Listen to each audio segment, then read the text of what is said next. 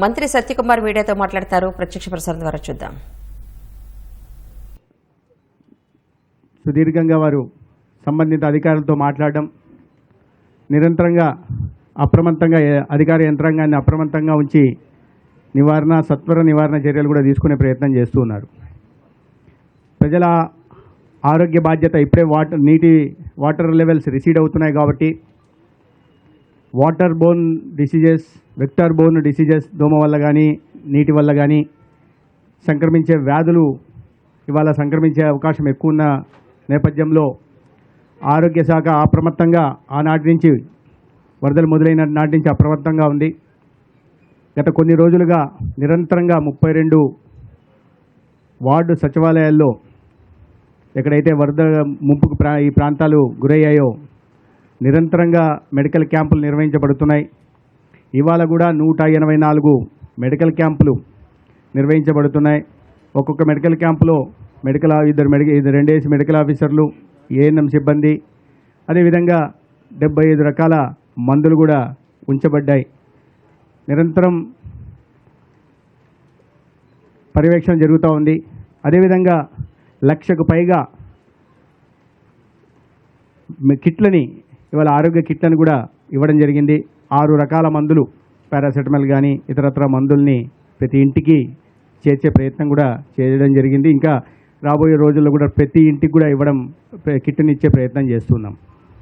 అయితే 154 ఈ మెడికల్ క్యాంపులలో ఇప్పటికే 60,000 ఓపీ సర్వీసులు ఇవ్వడం జరిగింది. వీటిని చూస్తే దాదాపు 2,900 విష జ్వరాలు కానీ, లేదా ఒక 800 నుంచి 900 డయేరియా కేసులు, ముఖ్యంగా ఒక 6,000 దాకా రెస్పిరేటరీ ట్రాక్ట్ ఇన్ఫెక్షన్స్, శ్వాస సంబంధిత వ్యాధులు కనిపిస్తూ ఉన్నాయి. వీటికి సత్వర మందుల్ని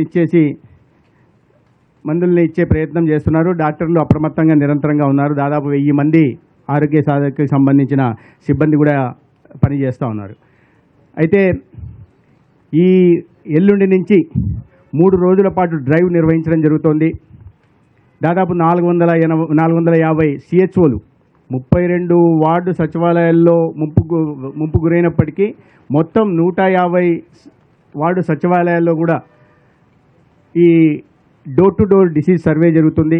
ఆ సందర్భంగా తీసుకోవాల్సిన జాగ్రత్తల గురించి అవగాహన కార్యక్రమంతో పాటు door to door disease survey చేయడం జరుగుతుంది. ఆ సందర్భంగా ఎటువంటి ఇబ్బందులను ఎదుర్కొంటున్నారు, ఎటువంటి ఆరోగ్య పరిస్థితులు ఉన్నాయని ఒక అంచనా వేయడానికి అవకాశం ఉంటుంది. 3 రోజుల పాటు డ్రైవ్ నడుస్తుంది ఎల్లుండి నుంచి.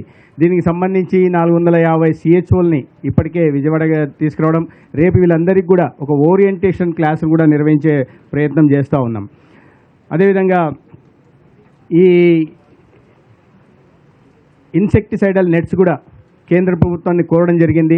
ఎందుకంటే దోమకాటు కారణంగా వ్యాధులు సంక్రమించే అవకాశం ఎక్కువ ఉన్న నేపథ్యంలో కేంద్ర మంత్రితో మాట్లాడడం జరిగింది. వాళ్ళకి అందుబాటులో బఫర్ స్టాక్స్ ఏవైతే ఉన్నాయో వాటి నుంచి ఇన్సెక్టిసైడల్ నెట్స్ని, మామూలుగా వీటిని గిరిజన ప్రాంతాలకి, ఏజెన్సీ ప్రాంతాలకి ఇస్తుంటారు, కానీ ఇక్కడ కూడా ఇవ్వాల్సిందిగా కోరడం జరిగింది. అదేవిధంగా ఒక పోస్ట్ ఫ్లడ్ అసెస్మెంట్ ఎక్స్పర్ట్ టీంను కూడా పంపించమని కోరడం కూడా జరిగింది. మిత్రులారా, ఈ రకంగా అదేవిధంగా ఈ వాటర్ స్టాగ్నేషన్ కారణంగా ఈ ఫీకల్ కంటెంట్ పెరిగే అవకాశం ఉంది. కాబట్టి వీటిని దృష్టిలో ఉంచుకొని లైమ్ ట్రీట్మెంట్ని, బయో ఎంజైన్ ట్రీట్మెంట్ని తీసి ఆ ఫీకల్ కంటెంట్ని తగ్గించే ప్రయత్నం కూడా చేస్తున్నాం. అదేవిధంగా అనేక రకాలుగా ఈ water Born, vector borne diseases కోసం నియంత్రణ చర్యలు తీసుకోవడం కోసం ఫాగింగ్ కానీ స్ప్రేయింగ్ లాంటి కార్యక్రమం జరుగుతుంది. ప్రతి ఇంటికి వెళ్ళి ఫాగింగ్, స్ప్రేయింగ్ చేసే ప్రయత్నం చేస్తున్నాం. ఇవాళ కూడా అది మొదలు పెట్టాం, కానీ ఈ వర్షాల కారణంగా కొద్దిగా ఆటంకం జరుగుతూ ఉంది.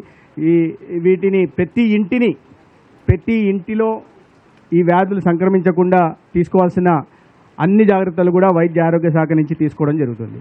మిత్రులారా, రాష్ట్రంలో ఇంత అప్రమత్తంగా ప్రభుత్వం ఉంటూ పూర్తిగా ఒక కలెక్టరేట్ ఆఫీస్లోనే గౌరవ ముఖ్యమంత్రి గారు క్యాంప్ వేసి నిరంతరం పర్యవేక్షణ చేస్తుంటే ప్రతిపక్షం బాధ్యతారాహిత్యంగా వ్యవహరిస్తూ విమర్శలు చేస్తూ అసత్య ప్రచారాలు చేస్తూ ఉంది.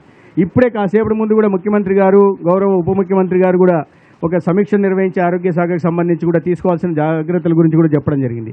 కంప్లీట్ శానిటేషన్ గురించి, తర్వాత శానిటేషన్ సర్వే గురించి, తర్వాత శానిటేషన్ తీసుకోవాల్సిన మెజర్స్ గురించి కూడా ముఖ్యమంత్రి గారు ఇప్పుడే చెప్పడం జరిగింది.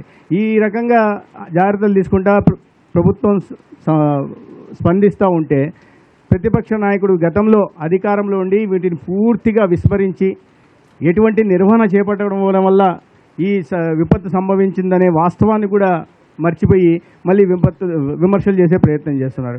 5 సంవత్సరాల పాటు ఆయన నిర్వాహకం వల్ల ప్రజలు ఇబ్బందులకు గురవుతున్నారు.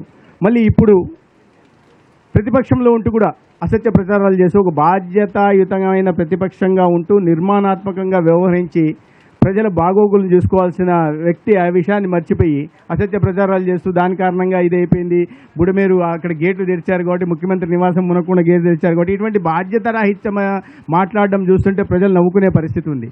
ఇవాళ